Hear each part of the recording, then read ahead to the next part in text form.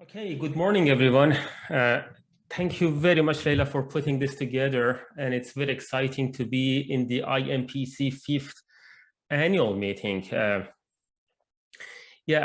you might have noticed, so this year we have chosen to design the annual meeting in a different way to make it more interactive in the form of workshops. And of course, you are here to attend the very first workshop. I'm not going to take long. I have just prepared a few slides to give you a very brief overview of where we are and where we are headed and what to expect in this week and also a little bit of next week. So, as you know, IMPC is a collaborative effort with many people involved, in particular closely tied to activities performed by the core modeling team of Global Water Futures, and many people from core and also from Global Institute for Water Security have been contributing to ideas, developments, and discussions over the past several years. And of course, on top of the researchers from the University of Saskatchewan and elsewhere in Canada, we've been working with different partners from all over the country. Some of them have been named on this screen that you can see. So this is our interdisciplinary team of faculty researchers from 4 universities coming from different backgrounds, of course: hydrology, engineering, ecology, social science, computer science, atmospheric science, economics, human geography. And so people have been working in different capacity to make it happen under the framework or umbrella of Global Water Futures. And this slide just is to remind us about the overall hope and vision, and everything was around one single term: integration.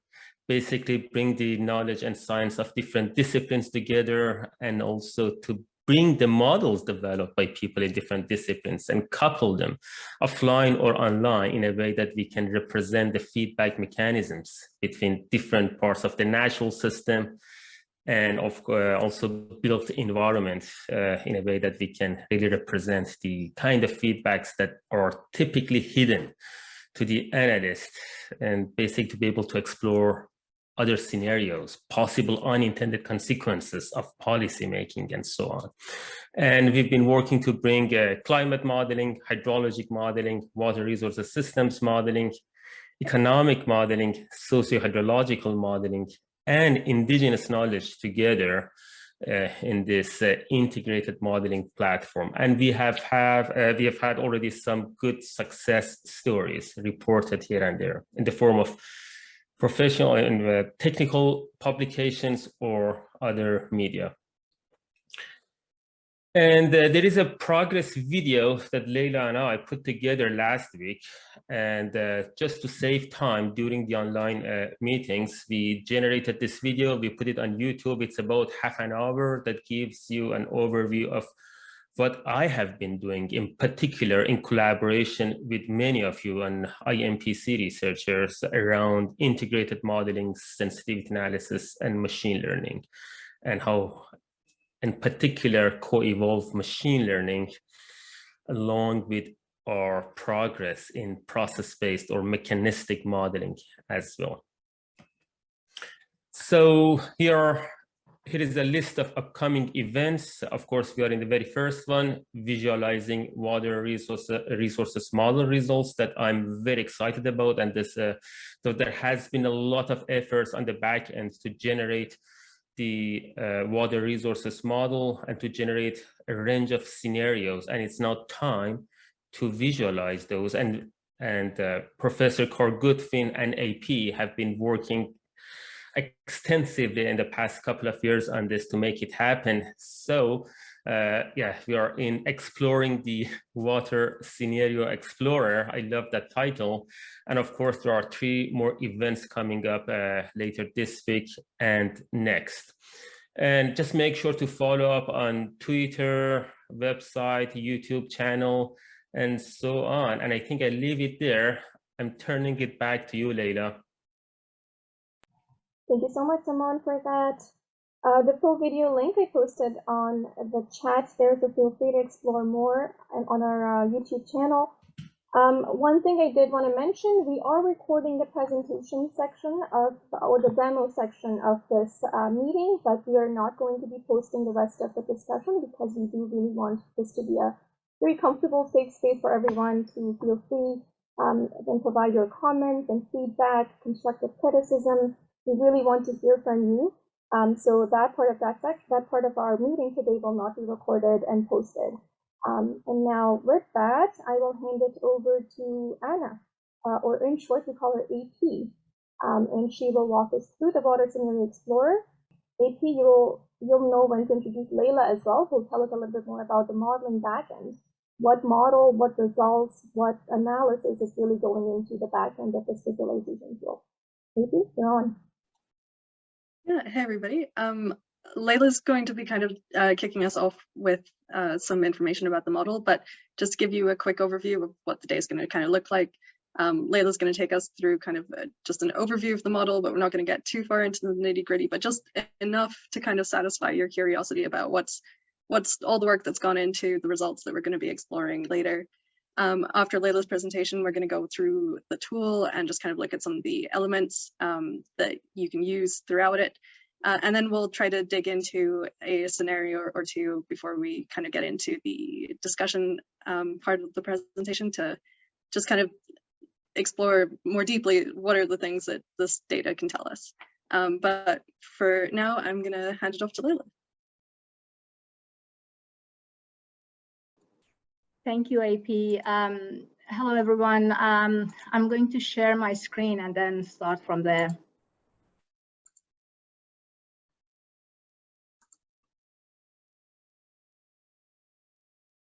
So it is shared now, right? Yep. Okay. So thank you, everyone.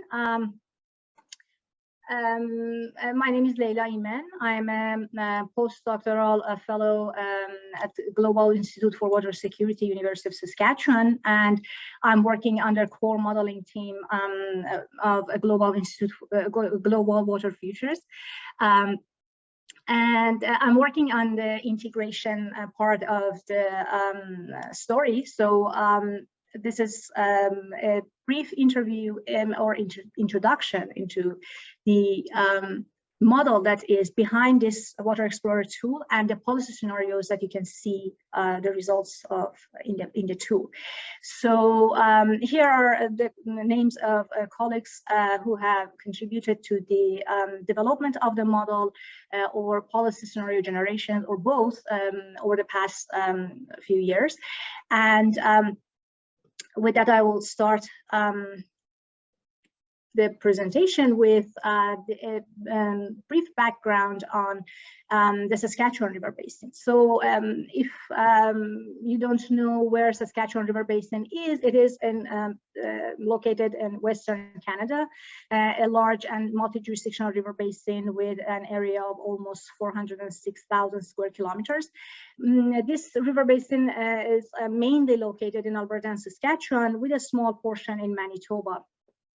So the tool that or platform that is used here to develop the water resources system model for this multi-regional, multi-jurisdictional river basin is MODSIM DSS.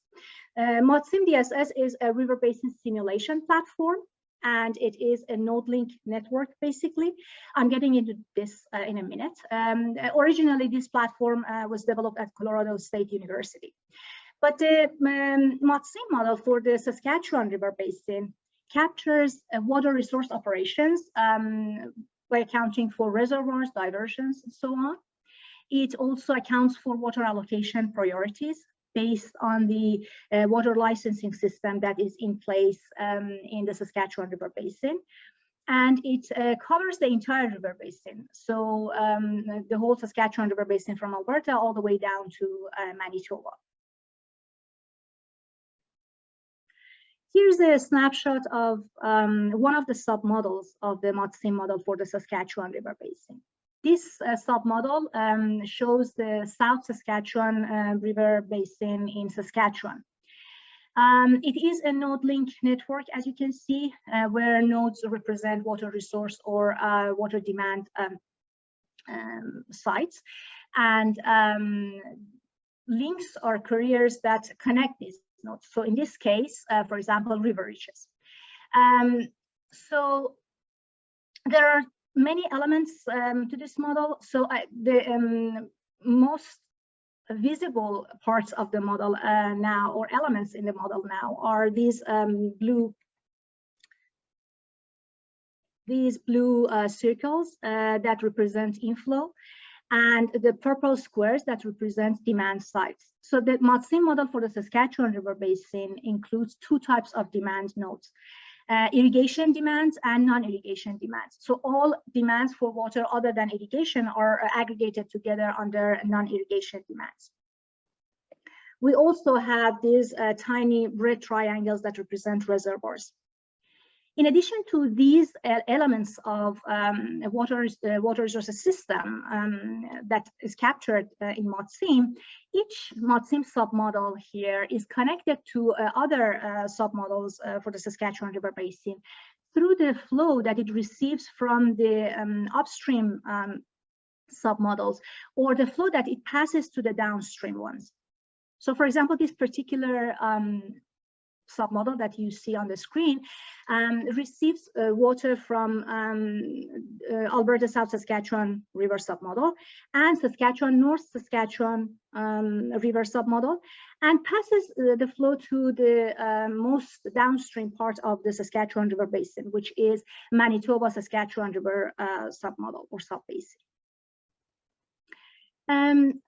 Apart from these connections between different submodels of the Saskatchewan River Basin model, there is another type of connection that is captured in this model, and that comes from master agreements on apportionment, which is an interprovincial agreement and requires each upstream province to pass 1/2 of its natural flow annually to downstream province or region, with an additional minimum flow requirement in South Saskatchewan River subbasin, where Alberta has to pass 42.5 CMS to Saskatchewan when the natural flow at the Alberta-Saskatchewan border is equal or greater than 85 CMS.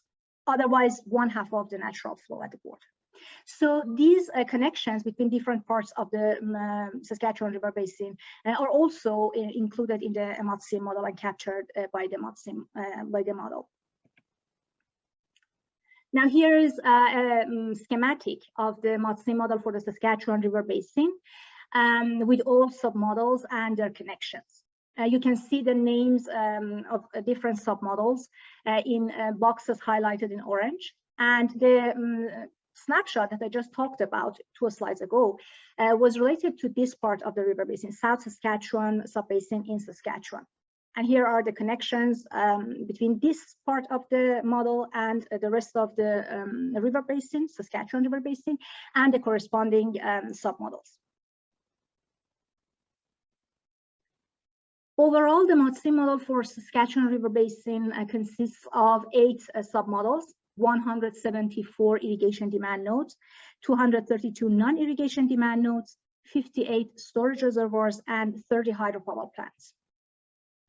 Now let's talk about the policy scenarios that you can see the results for in Water Scenario Explorer tool. Policy scenarios that are used here are extracted from a wider range of future projections that were articulated for the Saskatchewan River Basin under IMPC.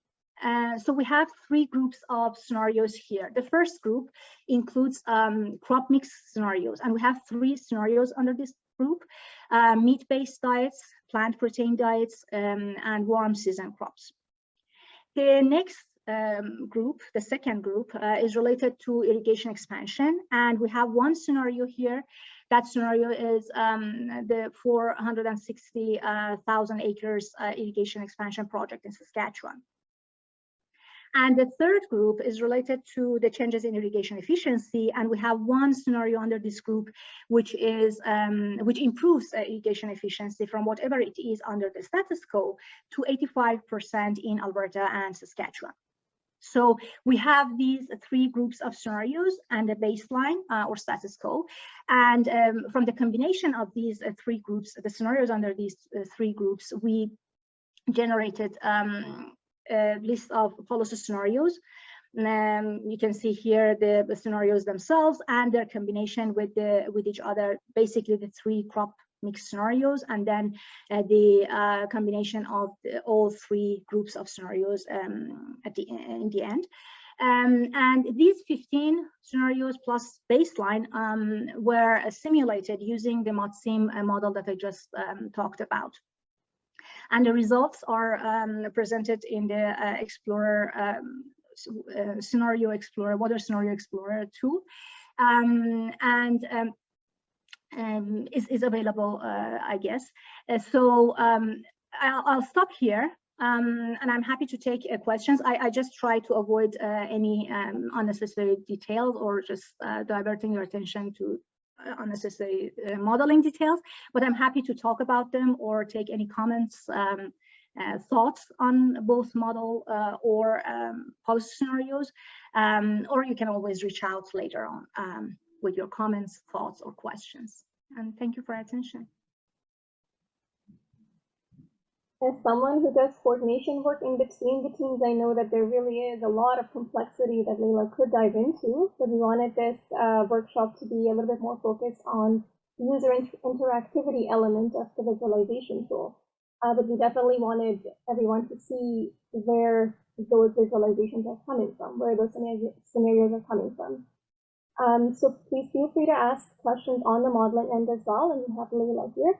I see one question from Andrew here in the chat. He asks, so for the scenarios, are you routing historic natural flows through the system or some climate change flows? Yeah, that's a great question. So for this part, what you can see right now, the results that I just talked about and the scenarios that I just talked about, these are all under the historical climate status and conditions. But I'm working now on climate change scenarios, and those are coming next, but not included in Water Explorer 2. So that's why I didn't talk about those scenarios, climate change scenarios, in this presentation. But yes, I'm working on climate scenarios, and they're going to be the outcome of it's a collaborative work with core modeling again, GWF core modeling team, and I'm integrating the HYPE results from climate change scenarios, 19 scenarios, in fact, from GCM simulations, and connecting that to water management model that we have here and the policy scenarios. So we will have a combination of all these 16 policy scenarios with those 19 climate change scenarios in a couple of months from now. But yes, these are under historical periods. Yeah. All right, we have a couple more questions coming in here. Dr. John Pomeroy is here with us.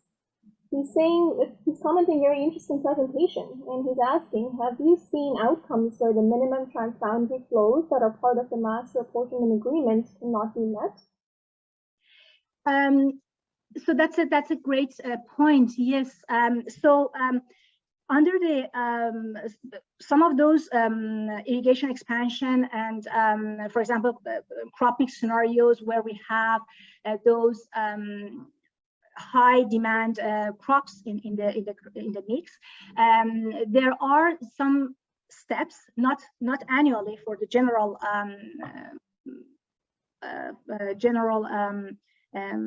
requirements of the agreement, but some time steps, weekly time steps, because the model works on weekly basis, that the flow that passes through the borders is either neatly 50% or a little maybe less than 50, which is alarming. So yes, I'm now waiting for the climate change scenarios to come out and see how they would affect this apportionment agreement. Yes.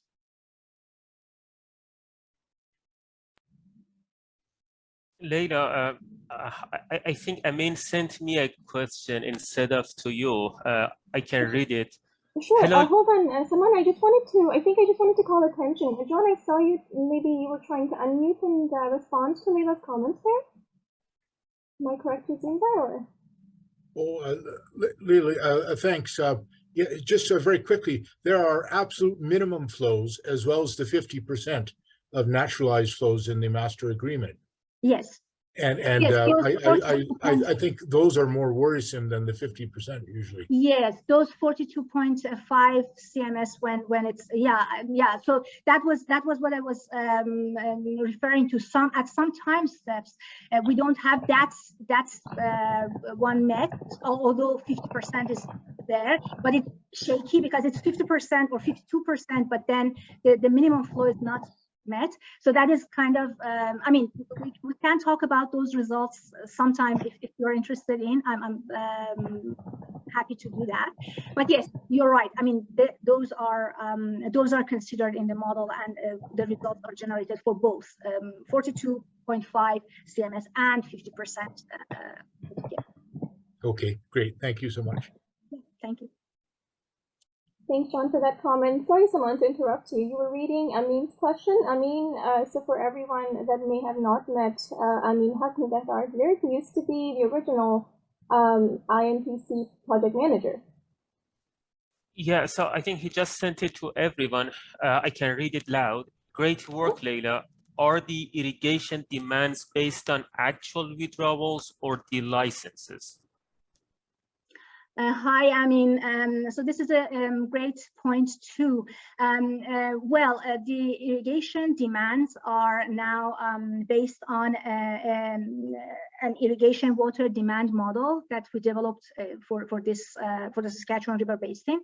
So it's a simple model, but it estimates the irrigation requirement, the irrigation water requirement, and we actually estimate or calculate, if you will, the water demand for each node, irrigation demand node, and then insert it into the model. So those are estimations, not based on licenses. No. All right, and I have one comment here that I don't want to miss. Andrew has commented, in Alberta, TransAlta is a private corporation. Was there any collaboration with them on how they operate and could potentially operate in the future?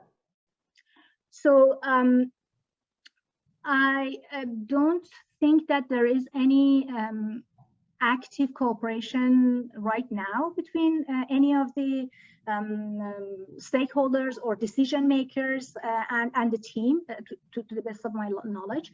But I know that some of those stakeholders, some of those end users have been contacted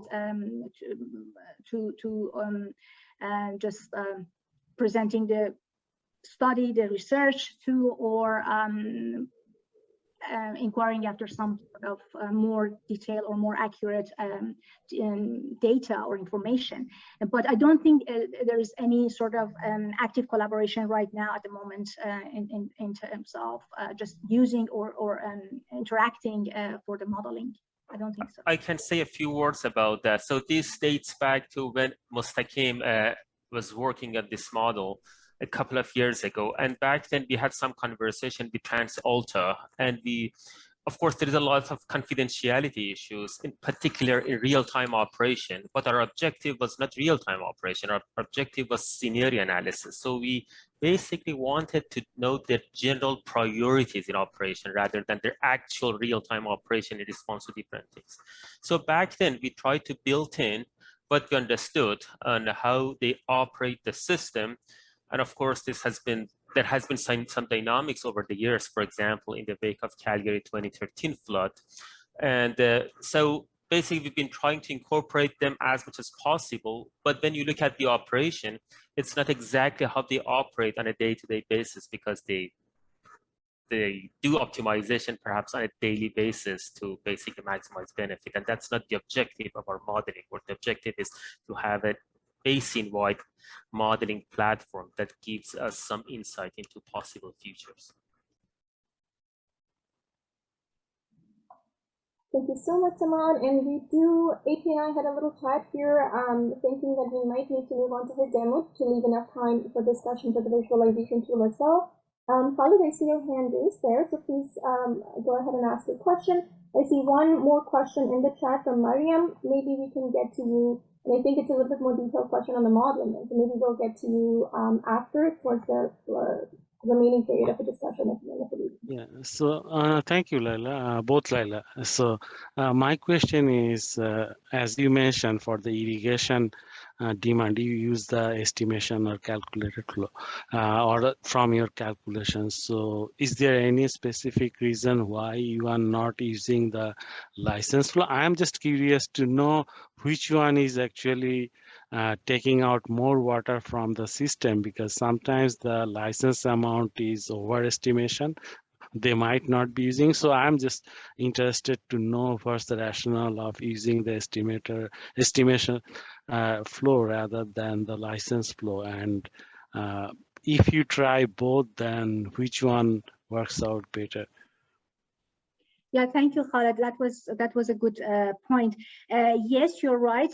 Sometimes licenses are just, I mean, accounting for licenses causes more water to go to the node, but the point is that when we had these policy scenarios, for example, we needed to change what is happening in irrigation nodes. So we are changing crop mix, or we are changing the area under irrigation. So these things, or efficiency. So these things need to be changed if we just consider the license amount. It might be okay for status quo, but for policy scenarios, we need something that help us estimate water demand under those new conditions. So that's why we came up with the idea of developing a model that enables us to evaluate the demands for water under different irrigation scenarios, and then to stay consistent with that, we use that for all different scenarios. That's why we use that method. And I don't remember actually if we, I know that when we were developing the irrigation demand estimation model, we did some comparisons between the model and the amount of water that was there under licenses, but I'm not sure because it was different. Sometimes it was higher, what we estimated. Sometimes it was a little lower. So I'm not sure if there was a general pattern to that I can explain now. But the reason for just diverting from having the licenses amounts is that we wanted something to help us evaluate those demands under different irrigation scenarios and different policy scenarios. Yeah, no, thank you for the explanation. But one thing that stuck into my mind is, why don't we have the side-by-side scenarios? Because your irrigation demand might change, but your license might restrict that extraction. So do you think it's worth to have those two options? One is kind of a demand-based and another is based on the license restriction? I'm just going to quickly cut in and say, Leila, if you can maybe just very shortly answer the question if you can, and if you can't, then maybe we'll just move that discussion to a little bit later, but we do need to get going with the rest. Yeah, sure. I'm sorry. I'm not sure about the answer, to be honest. Maybe yeah, I mean, that's an option to consider that, but we are also dealing with the we are assuming that this is a demand and we are supplying water, right? So it has to do with the fact that we are now simulating the climate change scenarios as well. So under those scenarios, we also need to come up with some estimations for the demands, and I am not sure how we can manage that by a side demand, as you said. Maybe, I mean, I don't have a quick answer to that. Maybe we can discuss it further, or yeah. I just wanted to say that that's a good comment, and perhaps this is something that we can discuss with Khaled offline, Leila, later, and see what we can include. Yeah, because at the time, at the moment, I don't see. Yeah, we can discuss it further. Yeah. And there's also some comments and questions from Andrew and Mike in the chat box as well that I would be very happy to follow up on. And there are some crucial questions that I think it'd be really good to reach out to them individually on. All right, well, thank you so much, everybody, for your questions. I had a feeling that there would be many, many burning questions about the model, and I'm glad we managed to get some of that, curiosity out of the way before we dive into the visualization tool. But thanks so much, Leila, for that presentation. And I'm glad we managed to get Leila here to answer some of those for us. Thank you, Leila. All right. Absolutely. And so, yeah, if anybody does have any, questions still brewing there, write them down somewhere, send them to Leila later. But right now we're going to get into the Viz tool. And so switching from how the results were created to how do we explore those model results, and how do we answer the kinds of questions about the basin that we might have. So with that, let me introduce the Water Explorer tool. All right. So we're first going to go over the different parts of the tool, like I mentioned. You're going to see that I'm demonstrating it from like a local host. And so if you were looking for the URL, it would be gwf-hci.usass.ca. Some of the features that you're going to see in here haven't been deployed there yet, but they will be up there soon. So when you do land on the site, you'll find yourself on the home screen, and there's lots of great information further down on this page about the tool and the model, and we'll touch back on that again later. But right now we're going to jump in with this quick start button. So this takes us to a dashboard, and we're going to be completely original here and start with the first one. We're going to explore water management scenarios for the basin. So when we open this up, we see a map of the Saskatchewan River Basin, and we can also see those sort of subregions that echo those subregions in the model that you saw earlier when Leila was presenting. When you hover over a region, you can see the name of that region. And if we click on a region, we get this little black dot. And if you click on that black dot again, you have a couple of options. There's an information icon, which at the moment takes you to Wikipedia to learn a bit more about that region. There's an image icon, which just kind of pops up just sort of one image to kind of give you a sense of what does it look like on the ground in that area. And then there's this pie chart, which is the icon that we're going to be most interested in today. So when we click on this, it zooms us into the region. And when we scroll down, we get a whole nother section of the page where we see a sort of detailed schematic of the region showing the nodes found in the model on the left. And then we have a grid selector that gives a summary view of all the scenarios for the selected node on the right-hand side there. And in case you're sitting there wondering, well, like, which one is the selected node? It's this red one right here. At the bottom of the page, we have a legend that kind of describes what those different nodes are. So again, echoing the things that Leila talked about earlier, we've got irrigation nodes, non-irrigation nodes, inflows, and so on. But for now, let's kind of switch our focus to the right-hand side of the screen here, to this grid selector. So the scenarios are laid out according to that efficiency condition and then expansion and crop mix conditions. So at the topmost layer here, you can kind of see we've got two larger columns that each include two columns of charts. So we've got SQ efficiency, which is that status quo efficiency, which I don't know if Leila mentioned, but her notes about it are that that's currently considered to be about 75%. So that jump to 85%, we're calling a 10% increase. And so those scenarios, including that efficiency increase, exist in these two columns. Then within each of those sections, we can look at sort of the expansion conditions. So either no expansion, we have one column that falls under that, and then looking at that expansion scenario in Saskatchewan. And then the last element to kind of look at are those base mixes, or sorry, the different crop mixes. So we have the base mix at the top, and then going down through mixes 1, 2, 3 as we go down. So in case you forget all of that and some of the stuff that we're about to cover, you can find that information in this little info icon that will tell you all about all of those things that we were just chatting about. Great. So when it comes to the grid selector, there are two possible ways of making a selection. Sorry, I can't see the chat right now, but if it's something important, can somebody just interrupt me? Okay. Okay, cool.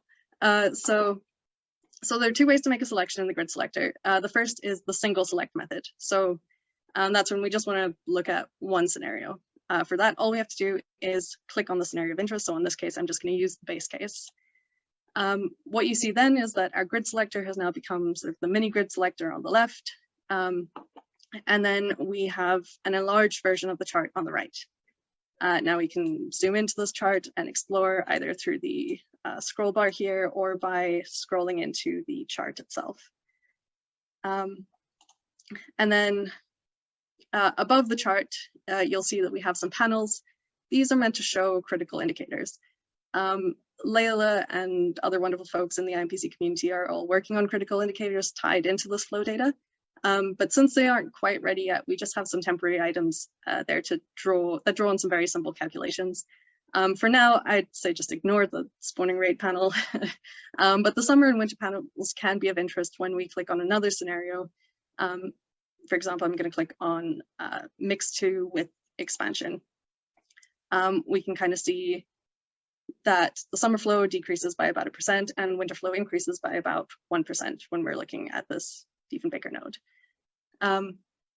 But just also know that this percentage difference only pops up when there is a 1% difference or more. Once we have some other critical indicators, however, then we could look at integrating them into the chart. So I have kind of just an example. This is inflow going into the South Saskatchewan River in Saskatchewan. I found a figure representing annual anthropogenic water demand in Saskatchewan, and I sort of averaged it out over the years, so very basic, not taking into account any seasonal fluctuations. But when we click on one of these charts, that data of that water demand in Saskatchewan is represented there as a straight line. And so this gives us the opportunity to kind of explore and discuss whether certain scenarios leave us with enough water. We would love, for example, to have a line that says the Saskatchewan River Delta needs this much water as a minimum. So this is just to give you a quick example of what that could kind of look like. Obviously, this line could be much more complex as it probably needs to be. But I'd like you to be thinking about what are those critical indicators that you want to see and be ready to discuss that later. But for now, let's get back to the grid selector. So, I'll sorry to interrupt there, but I just read a comment, and I was noticing this on my end. I just wasn't sure if it was my internet. It might be, or your internet might be having trouble uploading the screen all that well, so it's taking a couple minutes for the screen to load properly. So we're just going to turn our cameras off, and hopefully that helps a little. But it does if Graham and I are both experiencing it. It might just be your internet. I know. Sorry, I appreciate the comment. I will go a little bit more slowly. What might be helpful, yeah, it's just taking a couple seconds to load properly. What might be also helpful is if you can drop the link for the online tool that people can open on their own end as well. Sorry, I kind of missed that last bit. The link for the tool, we can also drop that in the chat, and the audience can also open that on their end to see this clearly as we're walking through. Leila, it's not deployed, so the version that we would, the address that we would put in the chat wouldn't be showing exactly these features. So we're not going to do that, but we will communicate that to people as soon as it's ready for them to look at. Okay, that works too. All right. And yeah, sorry, I've kind of got as much turned off as I possibly could, but actually, I will also turn off the Wi-Fi on my phone just in case.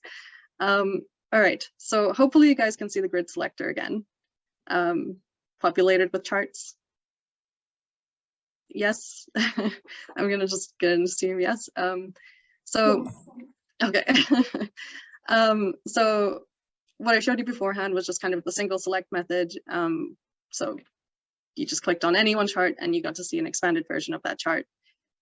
What you can also do is a multi-select method. So to activate this, you just have to hold Control. You select whichever scenarios you're interested in. Since things are slow, I'm just going to select 2 for now. And then you release Control and you click on whichever scenario you want to use as a baseline. So to keep things simple, I'm just going to use the base case scenario. Sorry, this.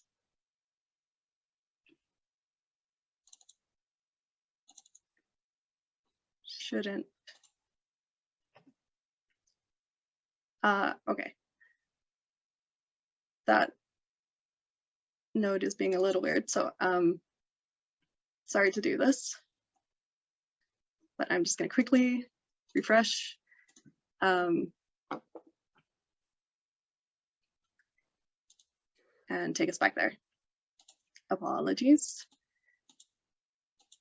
And everything's coming through fine, AP. It's just that the text doesn't render in enough detail to read it properly. So I think we can see all of the major stuff. We can see the selector and we can see your actions on there. It's if there are things that we need to read in the in the details, maybe just tell us what those say, because it sort of just comes out as some fuzzy white dots instead of real text. Okay. But everything's coming through fine. Thank you. Okay, so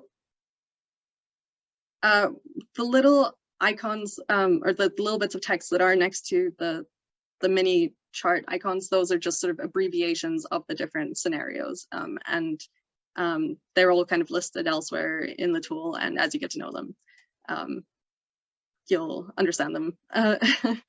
But so this is the sort of the multi-select version. So we've got our baseline, which continues to be represented in that same sort of blue that we saw before.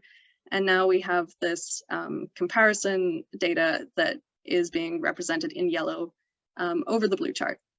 Now, there are some points where it can be sort of easy to see obvious differences. Like if we zoom in here, we can see that there's less water with this mix 1 expansion scenario than the base case in certain points. But at this sort of level of detail, it can maybe be difficult to understand maybe what that really means.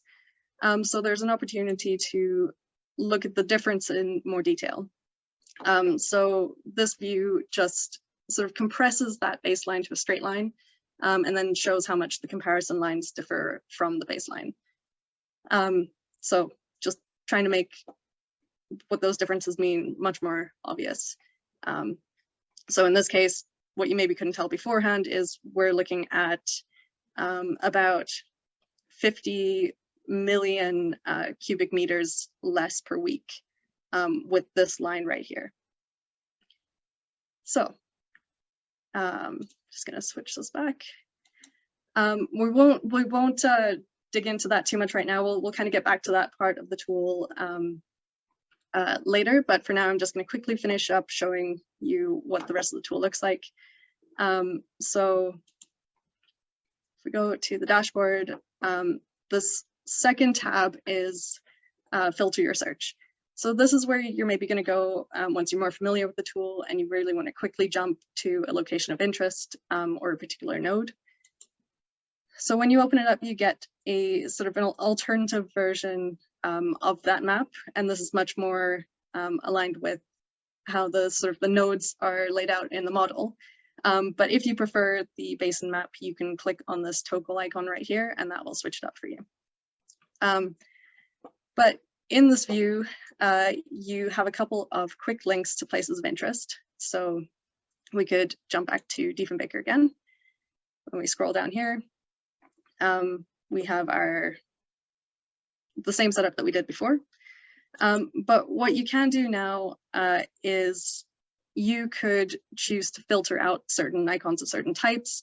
Say, for example, you weren't interested in any non-irrigation items. You could click on this and get rid of them entirely. And say you were looking for a very specific irrigation node, but lived in a clump like this around Diefenbaker and it was kind of hard to find.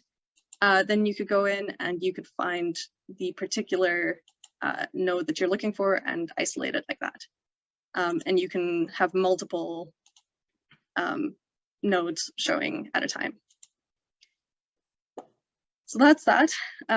Everything else works exactly the same as the previous mode.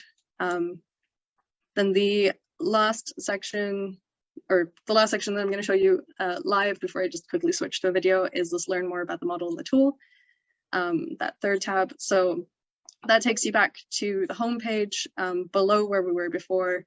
And here you can find out more about the methodology and the assumptions around the model and investigate more about those scenarios. So like I said, there's a lot of good information in there. And then the last section that I want to demonstrate is this collaborate with others. So I'm just going to stop sharing because I'm just switching window quickly. So I'm just going to quickly play a video of this feature just because demonstrating it live is a little bit cumbersome. And just excuse me while I cringe as we watch a video of my voice. Let's take a look at the Collaborate with Others tab now.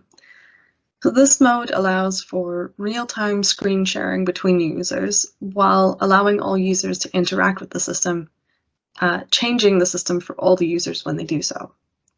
So if we come into this tab, we can see that we have 2 active users. Now, both of these users are me for this demonstration. I have 2 windows open, but it should give you an idea of what to expect. So if I duck out of here to go to my other page, you should see my other cursor floating around on the page now. Now, I'm in my other window, and I'm going to click on this region. And as you can see, that's caused the window that you are looking at, my other window, if I come back to this window here, we've now got something new, even though we didn't click on anything in this window. That was entirely up to my other self over here, U476. And so similarly, if I were to click on one of these scenarios, it would pull up the chart for everybody. All right. So there is your whirlwind tour of the tool. And now I'm going to open up the tool again, the live version, and we're going to look a little bit more closely at that sort of comparison mechanism. Sorry, there we go. Just finding the right screen to share. And I can close that. All right. So I guess before we delve into anything else, I had a moment there to check the chat, but I guess were there any quick questions before we explore a scenario or a use case example, I should say?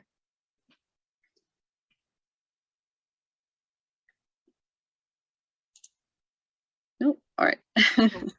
May I ask you a question? AP, yeah. Someone's here. Very nicely done, really. My question is about the last feature that you showed, collaboration with other users. I think that's a very interesting feature. I'm just wondering what's your vision is about that collaboration. What kind of collaborative efforts we could run later on this, and what could be the anticipated outcome of those collaborations? If you could, or Carl could provide some insight into that. I can give you a high-level overview. Most of the things that we're doing in this visualization are based around the kinds of tasks that we think policy analysts and water managers are going to have to do. And so, we know that they need to inspect the outcomes of models. We know that they need to compare things. You'll see some examples of that. But what we also know is that they work with a lot of other people. And so they work either with people on their own team in order to inspect, decide what is the best course of action for policy.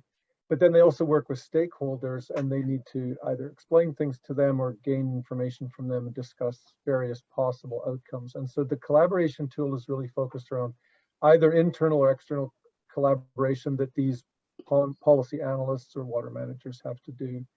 And so this really what we're doing is we're not doing anything more than what we're doing now, right? We're meeting over Zoom, but now you get the opportunity for any of the people in the session to control the visualization.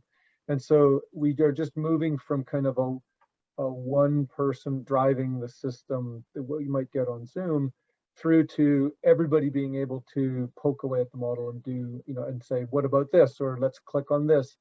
And it should lead to sort of much more equitable collaboration in, the kind of thing that you get when you're sitting around a table and everybody's kind of able to get their hands into the mix.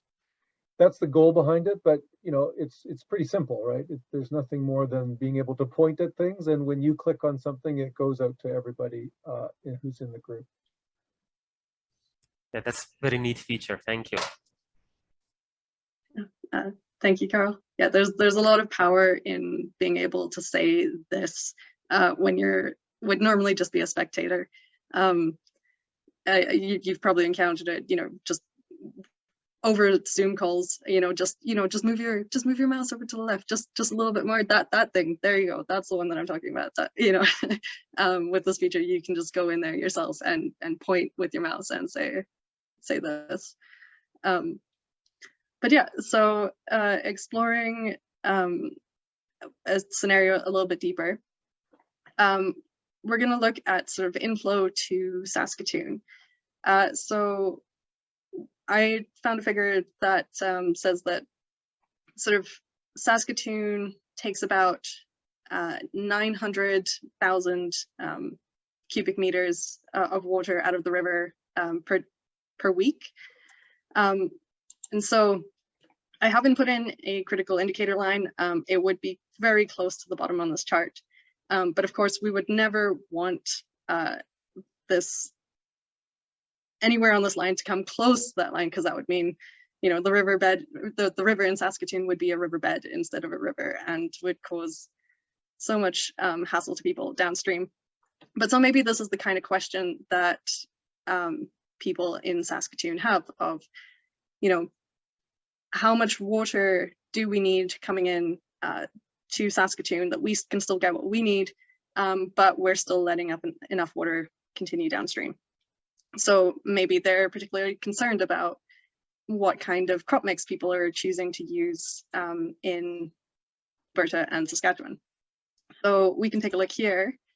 Actually, I'm going to leave out mix 3 because that one's a little bit harder to look at. But so we're considering the base case scenario, and then if nothing else changes, no changes in efficiency or expansion, but people just change their crop mix to either sort of that crop mix 1, which was towards more meat orientated diets, or towards crop mix 2, which is the more plant protein based diets. And then if we look at the difference here, what you kind of see is that mix 1 is generally below the blue, and mix 2 is generally above the blue. So that says that if everybody switched to mix 2, Saskatoon's going to have more water coming in than they expected, but they might be a little bit concerned and need to think a little bit more carefully if everybody is suddenly switching to mix 1. And then another sort of place that we could look at just to kind of get you thinking about what are the kinds of things that we might want to explore. If we go to Manitoba and we look at sort of inflow to Manitoba, so this is going to be particularly relevant to Manitoba Hydro, who apparently had a humongous loss last year. I can't remember the exact numbers, but so maybe they're really interested to see what's the deal with this, expansion thing in Saskatchewan. How's that going to affect us? So, all right. There we go. So we can take a look as well, and immediately you can see they're going to have less water than they currently do, and that could be up to sort of these are conditions like around 2002. 45 million less cubic meters per week, but maybe more on average, 20 million less per week. And so that's again going to be something, I'm not the person who can answer, like, is that critical or not? But somebody working for Manitoba Hydro might be able to then look at this and say, okay, we need to talk to somebody about how this expansion situation is going to affect us if we're in the middle of a drought here, or if, are we okay or are we not, even when it's a wet condition? But so yeah, those are just two very quick, simple examples of the kinds of things that you could maybe look into with this tool. But so at this point, I'd like to sort of open it up for discussion and questions. I'm going to stop sharing just for a moment, just so I can see everybody. But so I guess if you have any sort of general questions or comments that you want to talk about first, we can go there. If there's something that you particularly want to look at with the tool, we can also do that.